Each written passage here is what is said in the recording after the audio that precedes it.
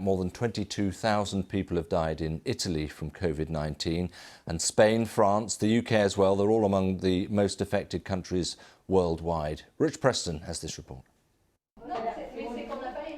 For the second day in a row, France said on Thursday it had seen another fall in the number of coronavirus patients in hospital. But the country's death toll remains high, with nearly 18,000 fatalities, and a strict state of lockdown remains in force, raising concerns about the economy. President Macron says the future of the European Union itself is in danger if the bloc can't work together through the coming months, a sentiment which feels all too real for some countries. Yes, it is true that no one was really ready for this. It is also true that too many were not there on time when Italy needed a helping hand at the very beginning. And yes, for that, it is right that Europe as a whole offers a heartfelt apology. Italy remains Europe's worst-hit country, with over 22,000 deaths. Across Europe, countries are slowly, cautiously, easing restrictions on movement. Germany allowing small shops to open as of next week and for children to return to school. Poland says it'll reopen parks and forests and let more people into shops and churches. Slovenia says people will be able to play non-contact sports and to visit holiday homes.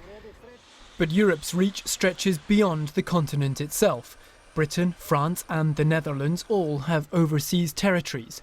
They say they'll work together, their armies, navies and air forces delivering vital supplies, food and medical equipment. French officials say their territories of Guadeloupe, Martinique and Mayotte had seen 19 coronavirus deaths between them.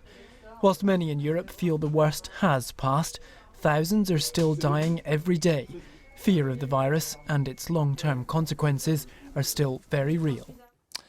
Well, Rich joins me now in the studio. And Rich, I just want to start actually by showing everyone what the newspapers are doing today. If I just pop this here, look, you can see for yourselves. That's the Daily Mirror.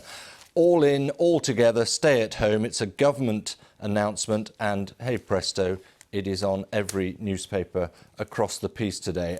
There is also, this is the Daily Telegraph, the inside off that cover, and that is the message, no end in sight for lockdown, which is a pretty bleak message to be putting out, really.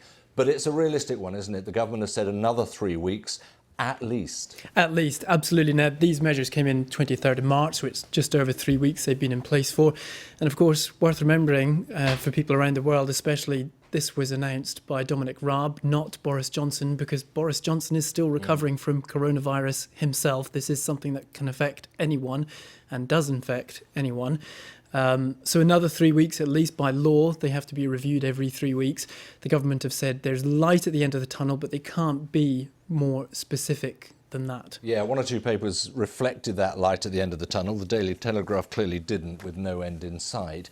And I guess what is difficult for a lot of people within the UK now, of course, is you can look around Europe and a lot of countries are taking measures and they're laying out their strategy, their approach to easing restrictions. And looking at that makes the situation here seem that much worse in a way. Well, it does, but the reason the lockdown measures are staying in place is simple. The death toll and the rate of infection is still high. I mean, on Thursday, more than 800 people in the UK died. And we're following trends that we've seen elsewhere in Europe. So if we take a look at this graph, for example, Italy, as you mentioned earlier, one of the worst affected countries in the world, we're just a couple of weeks behind Italy and we're following that trend. And what the UK government really wants to do is make sure that we can try and flatten this curve out and stop the numbers rising, as we've seen elsewhere. Now, when the government first introduced these measures, it was kind of as a last resort. They'd been advising people to stay at home, encouraging them to stay at home, and people hadn't been heeding the advice as much as they wanted. So they brought in these lockdown measures. Still, not everyone's heeding the advice. Police say they've had to fine hundreds of people since the measures were introduced because they've been going out and about. The government's making their message very clear. It is really only for essential work, essential travel.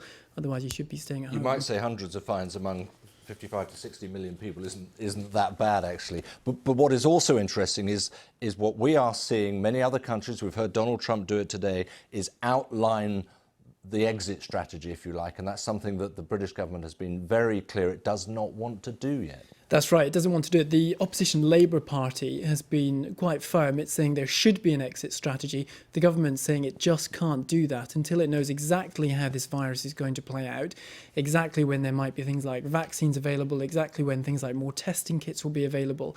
It just can't be certain as to when we'll be out of this lockdown period. OK, Rich, thank you very much. Thanks.